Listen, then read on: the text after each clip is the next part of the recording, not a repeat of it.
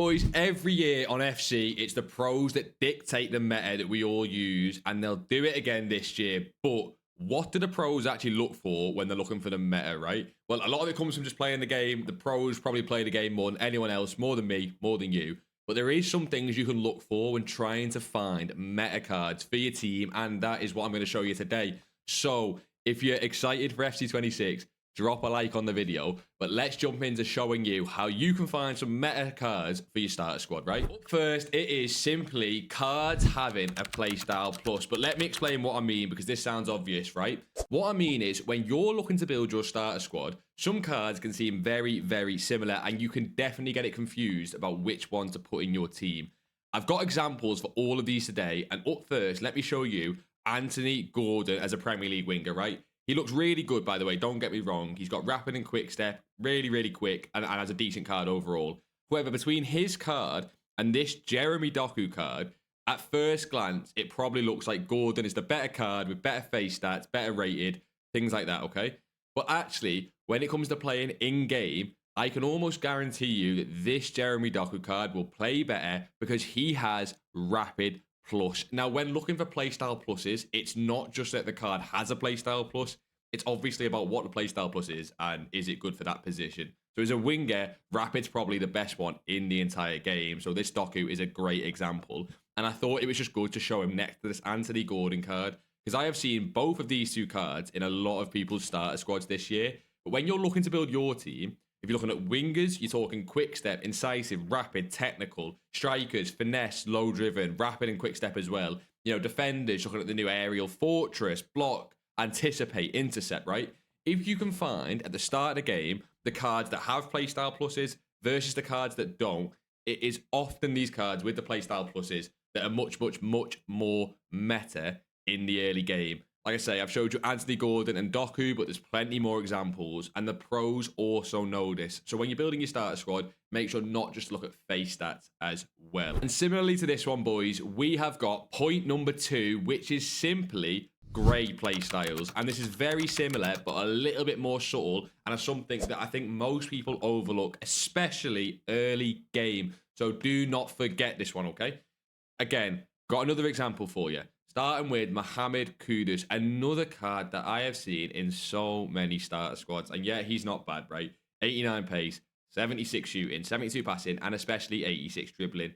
Don't get me wrong. Once again, this card will play okay in game and will be a decent starter winger. However, as you've already noticed, look at his play styles. He just has first touch. We have seen over these last couple of years how important play styles are, and it will be the same again. Like I said, the pros know this. Keep an eye on what cards they use. It's often centered around playstyles. This Kudus only has one grey playstyle, meaning he won't feel amazing in game. Let's compare this to another Premier League right winger, which is Anthony Elanga, who, look, has no playstyle plus. So if you were just going off that first point, you might look at these two cards as equal. And in terms of face stats, they are very equal. But this Anthony Elanga has 4 playstyles, but like I said before in point 1, it's not just about having the playstyles, it is what they are. And this Langer is a really good example, right? He has low driven, rapid quick step, and enforcer. And enforcer is the new playstyle where when your player's not got the ball and they receive a pass, they're going to try and hold someone off. He has got that with quick step, rapid, and low driven, which are 4 of the best playstyles in the game if this enforcer lives up to what I think it will, and it'll be a little bit OP. Especially for a winger, quick step and rapid, really important. So although the pace difference between these two cards is not that different and there's no playstyle plus involved, I can again almost guarantee you this Elanga will not just feel quicker, but better in game. He's got that low driven for guaranteed goals as well. So when you're looking at cards, yes, face stats matter. Don't be silly, okay? But look at these grey play styles, and I would almost prioritize them more than face stats alone. Obviously, both come into it, but I'd definitely be choosing your cards early game when not everyone has a playstyle plus based on these great playstyles. This one is definitely more early game centered. Do you know what is equally as important that goes even more under the radar that literally no one talks about is weak foot on defensive-minded players? I have another example here for you today.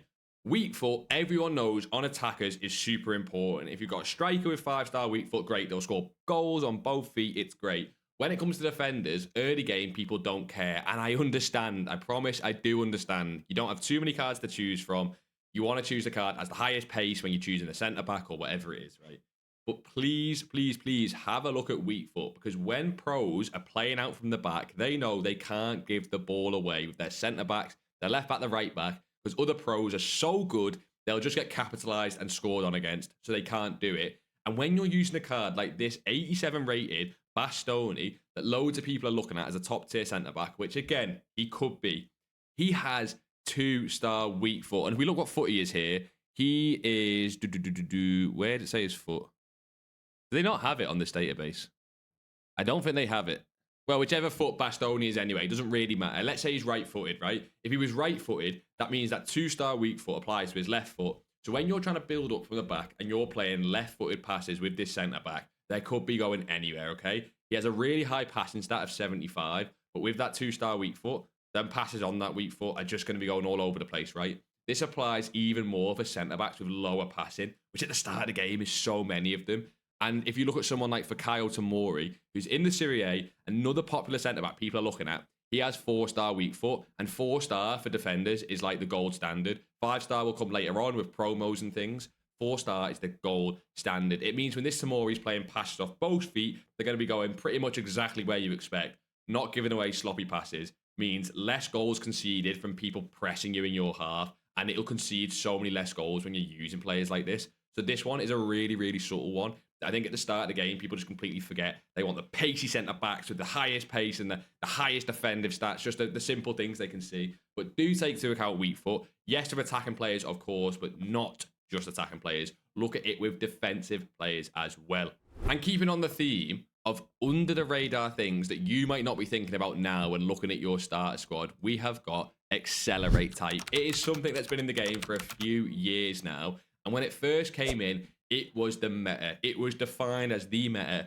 Pros went and used players like Haaland because they had lengthy and all sorts, right? It was crazy. It's not quite that extreme now, and pretty much all players are usable, but there is definitely something to consider here when looking at players.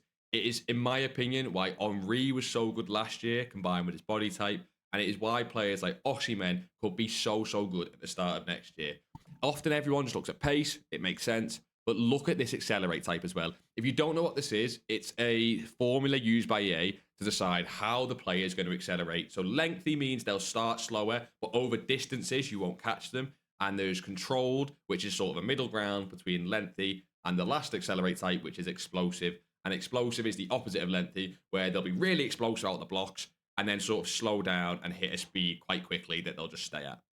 Lengthy's often been the more overpowered one, believe it or not, especially for strikers. What happens when you've got a lengthy striker is they get in behind past that defensive line, and once they're gone, they are gone. You are not catching them, right? So you'll have players like Henry, players like Osimhen, that once they're gone, defenders aren't catching them, and it's guaranteed goals almost every time. And especially for your strikers, if possible, I'd look for trying to get these lengthy boys in your team. Now on to number 5. We have got one that is possibly more obvious for some of you boys that have been playing for a while now, but it's what I would call key stats. When you're looking at players for your starter team, like this Scott McTominay, not all stats are built equal. We know this, and I'll do a quick rundown of what you need to look for when you're looking for these key stats.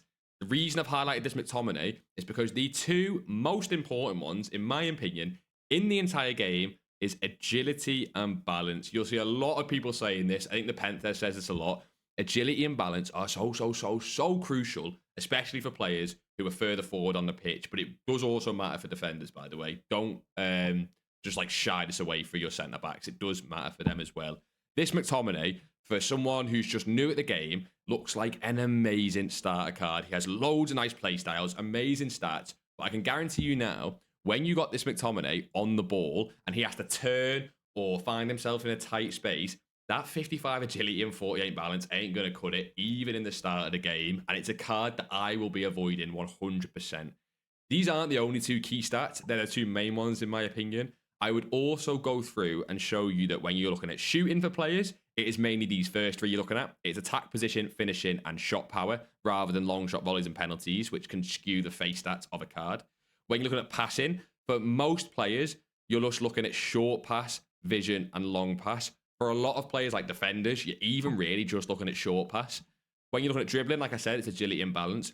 When you're looking at defending, in my opinion, it's interceptions, defensive awareness, and stand tackle. Heading accuracy varies by position. Slide tackle, almost useless.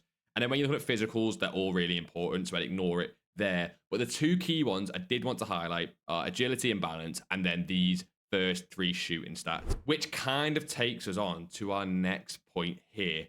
This is now around the roll pluses and the roll pluses, but I want to make this very clear because it's a slight niche on the original point, okay? The example I'm showing you today, boys, is Ekitike, Marmoush, and Kolo Muani for Prem strikers. Muani is PSG, but he's gone to Tottenham. He'll be a Prem striker. Now, the example I'm using here is strikers. We could go I have a detailed video about this just completely alone. There is basically certain role pluses that are just more meta than other ones. And strikers is a really good example of this. Because for striker, you have false 9, target forward, advance forward, and poacher. I don't think I'm missing any there. I think that's the full 4. And there's only 2 that people really use. That is advanced forward and poacher. And the number 1 is advanced forward. Advanced forward is kind of balance between everything. And poacher is just someone who is going to basically be a Gary Lineker in real life and just sit on the byline and try and score goals. But advanced forward and poacher are definitely the best 2. You don't need to have pluses early on. You just need pluses in these, in my opinion. But I do think they were quite important last year. Pros, again, know this. It's something that new people to the game don't look at as much. And it is why Ekitike, who, by the way, I have propped up as a really good starter card and even included him in some videos. But it's why I don't think he will actually be as good as someone like Kolo Muani. If we look at Ekitike's role pluses, he has false 9 and target forward, which you're not going to play him on. You're going to play him on advanced forward and poacher, just simply more meta, unless we see something crazy in FC26. And it is actually similar to Marmoush. This Marmoush card, most people are looking to play at striker rather than on the wing and rather than at cam. At striker, he only has false 9 plus. So again, you're going to have no pluses there.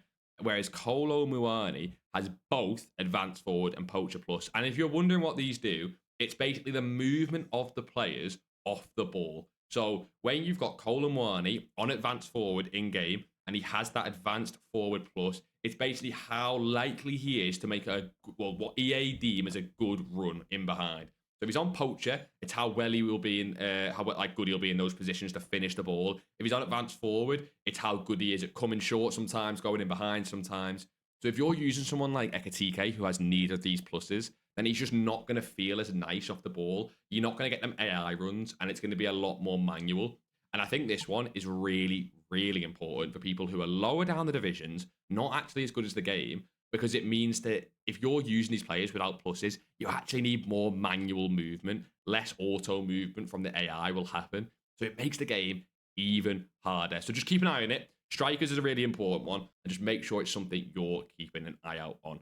But the most important point, in my opinion, the most important meta point that pros usually not only look for, but dictate, is this last point on the list, and it's something you need to do.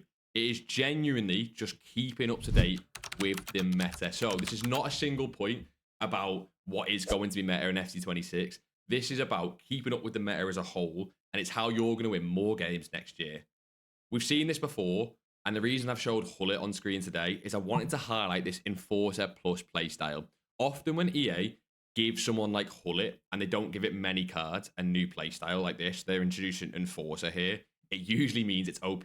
EA want Hullet to be OP, they want him to be really expensive, so I think it's telling they've gave him Enforcer Plus. This is just a guess, by the way. I don't know if Enforcer Plus is going to be meta, but it's something you just need to keep an eye out for. Pros will always dictate this, so just keep up to date online. Look at TikTok, Twitter, Twitch when the pros are playing. See what cards they're using, and this is the #1 way you can make sure you're using meta cards in your team this year. But I do understand this has been a lot to take in, and it can seem quite confusing with all the different conflicting points. So if you do just want someone to build a team for you that you know is going to be meta and you know is going to get you wins in Weekend League and in Rivals, check out this video I made the other day, which is basically building you some of the best starter squads on the entire of FC26. I've done all the work for you.